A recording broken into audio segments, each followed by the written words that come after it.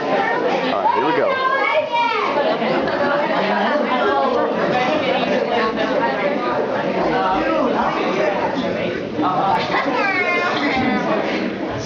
Once upon a time, there was a magnificent golden castle on a silver cloud high up in the sky, which has nothing to do with anything because our story is about an old woodchopper that lived in a shack. But it's a good way to start a fairy tale, right? The old woman was very happy, but she had a daughter who was very unhappy because, well, she was rather plain. Actually, she was really plain. In fact, she had a face like 5 miles of bad road.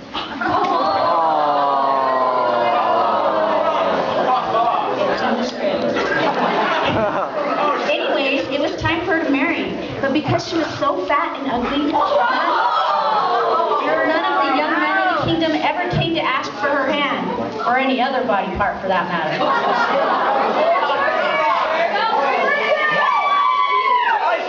Then one day, the old woman decided to cheer her up. It's your birthday, so I am going to take your present so you won't be stuck all day. A man, now a mule. She pointed to a brown, furry, four-legged, grunting beast. Well, a mule wasn't exactly the kind of companion she had in mind, but at least it was somebody to talk to. Hey, silly beach. Maybe once you were a handsome man that was turned into a mule by a witch, and maybe I can break the spell with a kiss. Yes. She smacked the mule right on its lips. It was no use. The mule was a mule and had always been a mule. The next day, the old woman instructed her daughter to take a bundle of sticks to the village. Take these to town. Why a bundle of sticks? I know. The fairy tale has a bundle of sticks in it, right? So the young girl took the bundle of sticks and decided to ride her trusty mule to the village. But something very strange happened. Unknown to her, the moment she climbed onto the mule's back, she turned into a beautiful maiden. You know the type, blonde hair, blue eyes, a figure like she spends the day doing jazzercise. Anyways, when she reached the village, she could hardly believe her eyes. For all the young men, instead of laughing and throwing mud at her, bowed, tipped their hats, and made catcalls. She was still trying to figure it out when a handsome young prince rode up to her in a snow-white.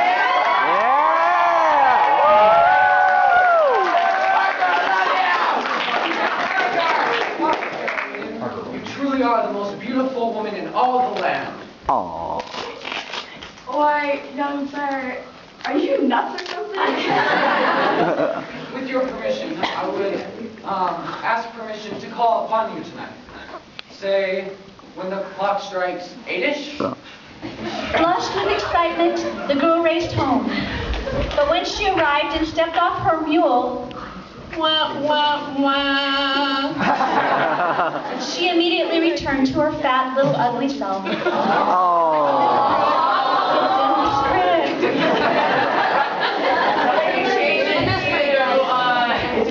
That night, promptly at 8-ish o'clock, the prince, sitting astride his white charger, knocked on the door. The girl opened the door and smiled her crooked tooth smile, one that made chopped yak liver seem appealing. And hello? Said the prince, who at that moment was desiring a bit of Pepto-Bismol or the medieval equivalent. No, I don't have a sister. What about an aunt? No, I don't have an aunt. Cousin? Friend? Babysitter?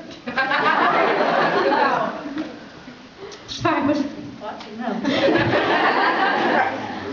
I am the only one who lives here with my mother. The prince, figuring he had found the wrong house, galloped quickly off on his white steed. The poor girl was left standing at the door, broken-hearted, and trying to understand what had gone wrong. The following day, her mother again asked her to go into the village, this time to pick up some sticks. I'm sure picking up sticks will make you feel less ugly.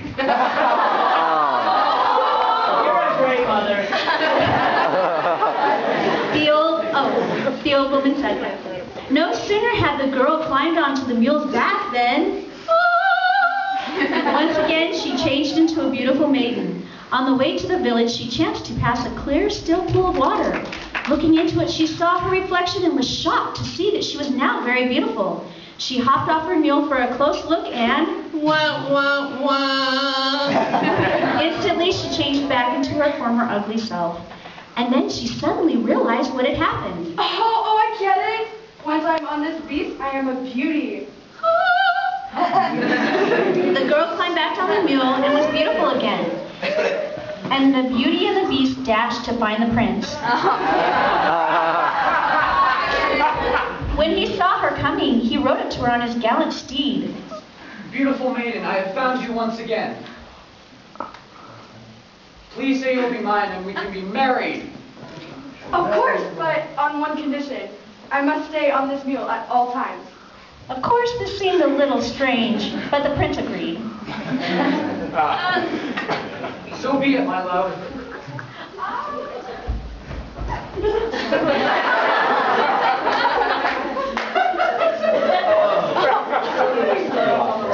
Awkward. Right. As long as you stay on your mule, I will stay on my horse. And thus they were married by a priest who delivered the sermon on a donkey.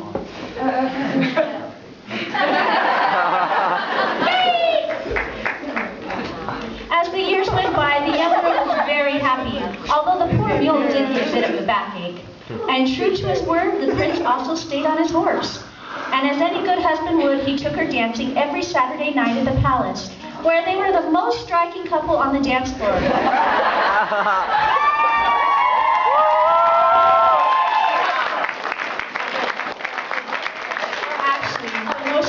Quadruple on the dance floor. One day as the girl rode in the garden, the wind blew off her bonnet. Not stopping to think, she hopped off her mule to get the hat and she immediately turned into an ugly, disgusting hag again.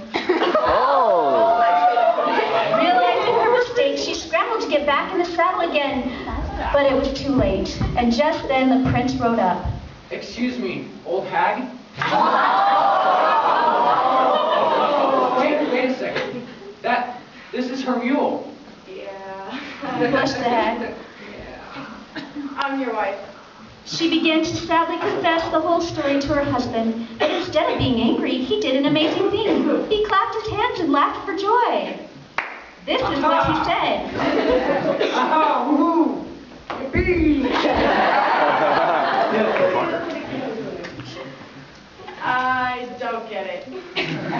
Why would you like ugly old me? No. I'm just happy that I don't have to stay on the stupid horse anymore.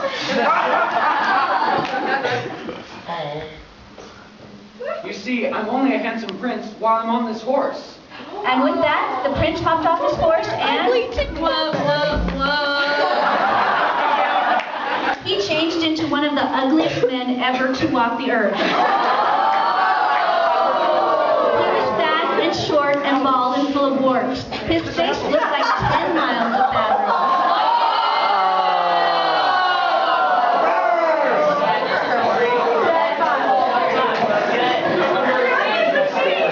The girl said with glee,